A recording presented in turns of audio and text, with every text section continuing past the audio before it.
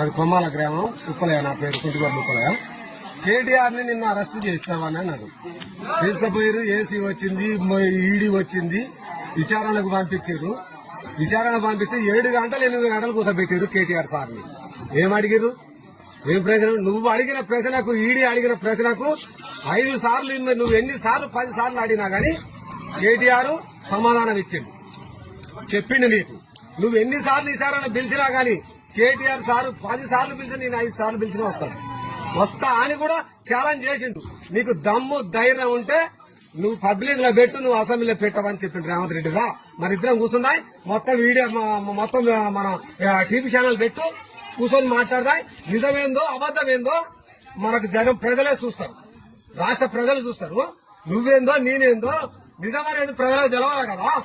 నువ్వు అబద్దం మాట్లాడి, ఇది మాట్లాడి కేటీఆర్ ఇది ఇట్లా అది అట్లా 55,000 కోట్లు అక్కడ చేసిండు ఇక్కడ చేసి నువ్వు చెయ్యి. అక్కడ ఉన్నది వాళ్ళు చెప్తురు, వాళ్ళు మా అకౌంట్ లోకి వచ్చిన వాళ్ళు చెప్తురు. కేటీఆర్ కూడా డేర్గా చెప్పిండు, తప్పు చేయలే కేటీఆర్. ఏం తప్పు చేసిండు? నువ్వు చేస్తున్నావు తప్పు. కేటీఆర్ కాదు తప్పు చేసేది, కేసీఆర్ కాదు తప్పు చేసేది. ఇన్ని రోజులు కడుపులో పెట్టుకొని చూసుకున్నారు రైతుల వాళ్ళు రాష్ట్రాన్ని.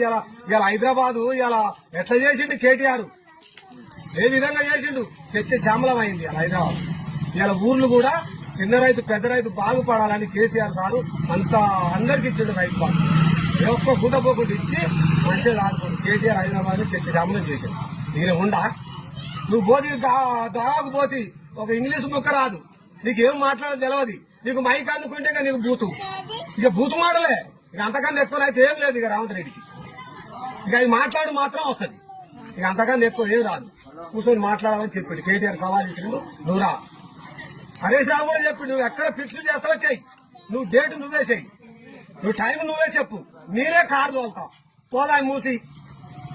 అక్కడ యాప చెట్టు ఉంది, కట్ట ఉంది, అక్కడ కూర్చొని మాట్లాడదామని హరీష్ రావు కూడా సవాల్ ఇచ్చింది. మరి రాలేవెందుకు? ఎందుకు పారిపోయినావు? మరి రావచ్చు కదా, ప్రభుత్వం నీది ఉంది కదా, నువ్వు చేయొచ్చు.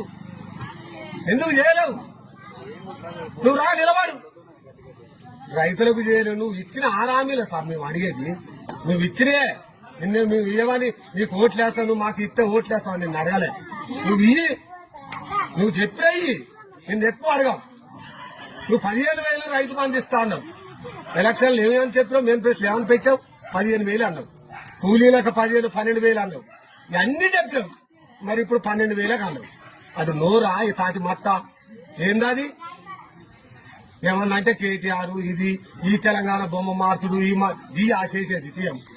ఇది ఆ పరిపాలన, ఇది చేయాలి, రైతులకు చేయాలి. తెలంగాణ రాష్ట్రం వచ్చినాడు కరెంట్ ఎక్కడున్నది? ఎక్కడ పోయి ఎక్కడున్న కరెంటు, ఎక్కడున్న రాష్ట్రం, ఎక్కడున్న నీళ్లు? కేసీఆర్ తెలంగాణ రాష్ట్రం వస్తే నిధులు లేవంటావు, ఆర్థిక పరిస్థితిలో ఉన్నామనే మాట్లాడతావు. కేసీఆర్ ఎట్లా చేసుకొచ్చిండు? ఏ విధంగా చేసుకొచ్చిండు? మరి ఆయన తెలంగాణ ఘోరంగా ఉంది. ఆంధ్ర పాలకుల నాడు రాష్ట్రం ఏర్పాటు నాడు ఘోరంగా ఉంది తెలంగాణ రాష్ట్రం. ఇలా చర్చ శ్యామలం చేసిండు. కరెంటు గాని, నీళ్లు గాని, రైతు బంధు గాని, కళ్యాణ లక్ష్యం గాని, రైతు బీమా గాని, కేసీఆర్ కిట్ గాని, ఇలా ఏ హాస్పిటల్ పో తిట్టు. ఇలా కేసీఆర్ ఉన్నాక ఎట్లా చేసుకొచ్చిండు? ఇవన్నీ గుర్తులేవా? కేసీఆర్ ఆనవాళ్ళు తీసేస్తావు. ఏం తీసేస్తావు? నీ మొఖం తీసేస్తావా? ఇప్పుడు నువ్వు కూర్చునేది ఎక్కడిది? ఇవన్నీ కేసీఆర్ ఆనవాళ్ళు కాళేశ్వరం తీసేస్తావా?